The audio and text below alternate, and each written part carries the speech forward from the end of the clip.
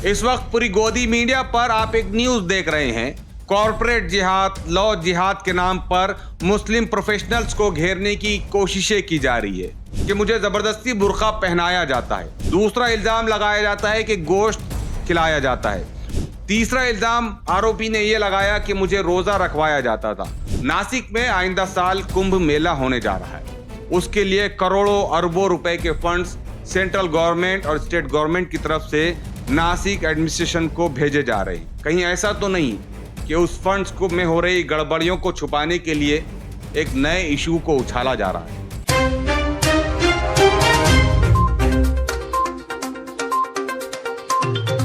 इस वक्त पूरी गोदी मीडिया पर आप एक न्यूज देख रहे हैं। कॉरपोरेट जिहाद, लॉ जिहाद के नाम पर मुस्लिम प्रोफेशनल्स को घेरने की कोशिशें की जा रही है। खास तौर से न्यूज बुलेटिन बनाए जा रहे हैं, इस पे डिबेट हो रही है। अभी तक आपने जो भी खबरें सुनी या जो भी डिबेट देखा, वो सिक्के का एक रुख दिखाई देता है। 5 मुस्लिम नौजवानों को गिरफ्तार करने और एक मुस्लिम लड़की जो कि HR हेड बताया जा रहा है, वो फरार दिखाई दे रही है। इन पर इल्जाम है कि ये TCS कंपनी में अपने साथियों को जबरदस्ती मुसलमान बनाते थे। फिरियादी ने यह भी इल्जाम लगाया कि मुझे जबरदस्ती बुर्का पहनाया जाता था, गोश्त खिलाया जाता था और रोजे रखवाए जाते थे। अस्सलाम वालेकुम, आदाब। मैं हूं शारिक नक्शबंदी, आप देख रहे हैं एशिया एक्सप्रेस।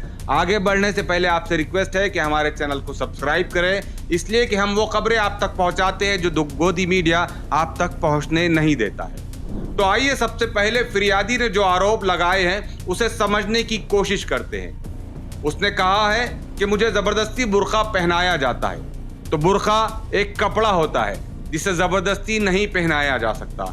इसको पहनने के लिए पहनने वाले की मर्जी जरूरी होती है, तभी कहीं जाकर बुर्का आसानी से पहना जा सकता है। दूसरा इल्जाम लगाया जाता है कि गोश्त खिलाया जाता है। गोश्त कोई जबरदस्ती नहीं खिला सकता। जबरदस्ती कोई आपके मुंह में गोश्त नहीं ठोस सकता है।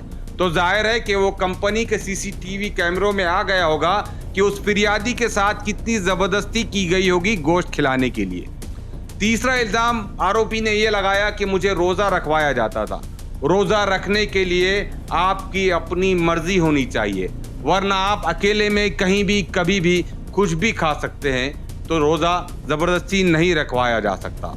अब आइए इस पूरी फैब्रिकेटेड स्टोरी के एक और अहम पहलू को मैं आपके सामने रखता हूं, जिससे शायद किसी गोदी मीडिया के चैनल ने अभी तक आपके सामने नहीं रखा हो। इंडियन एक्सप्रेस में एक स्टोरी छपी है। इस स्टोरी में बताया गया है कि दानिश शेख और फिरियादी खातून यानी महिला के दरमियान नाजायज ताल्लुकात थे, जिसने बाकी की जिंदगियों को भी बर्बाद कर दिया है। ये कहना है गिरफ्तार किए गए आरोपियों में से एक आरोपी की बीवी का। गिरफ्तार किए गए आरोपियों में से एक आरोपी की बीवी ने आगे बताया कि ये तमाम नौजवान इस तरह की किसी हरकत में शामिल नहीं है।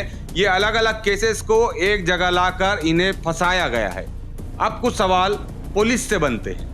हमारी मालूमात के मुताबिक फिरियादी महिला और दानिश शेख के ताल्लुकात 2022 से थे।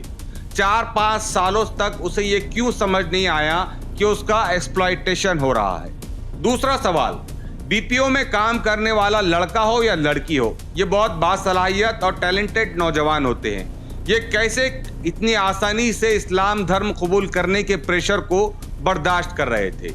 तीसरा और अहम सवाल, TCS बहुत बड़ी कंपनी है। यहाँ हर काम करने वाला शख्स CCTV की निगरानी में होता है।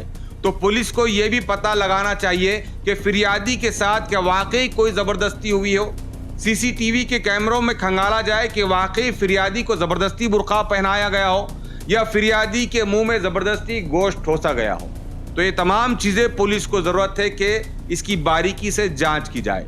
मॉरल ऑफ द स्टोरी क्या है, ये समझने की कोशिश करते हैं। कॉरपोरेट की दुनिया में अफेयर्स, ताल्लुकात, ये कोई नई बात नहीं होती है।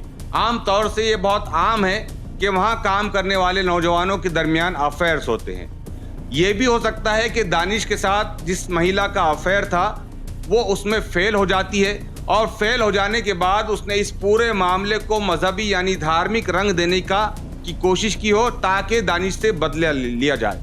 इस मामले में पुलिस को बारीकी से जांच करने की जरूरत है। हाँ, इस वीडियो में हम ये भी आपको बता देना चाहते हैं कि भारत देश में हर किसी को अपने अपने धर्म पर चलने की पूरी आज़ादी है। हम किसी भी जबरन तब्दीली मजहब यानी धर्मांतरण का फेवर नहीं करते। एक आखिरी सवाल, नासिक में आइंदा साल कुंभ मेला होने जा रहा है। उसके लिए करोड़ों अरबों रुपए के फंड्स सेंट्रल गवर्नमेंट और स्टेट गवर्नमेंट की तरफ से नासिक एडमिनिस्ट्रेशन को भेजे जा रहे हैं। कहीं ऐसा तो नहीं कि उस फंड्स को में हो रही गड़बड़ियों को छुपाने के लिए एक नए इशू को उछाला जा रहा है? ये काम है नासिक पुलिस का कि वो बारीकी से इस पूरे पहलुओं से तहकीकात करे ताकि नासिक का अमन कायम रहे, महाराष्ट्र में अमन अमान कायम रहे और देश में भाईचारा बने रहे। शुक्रिया।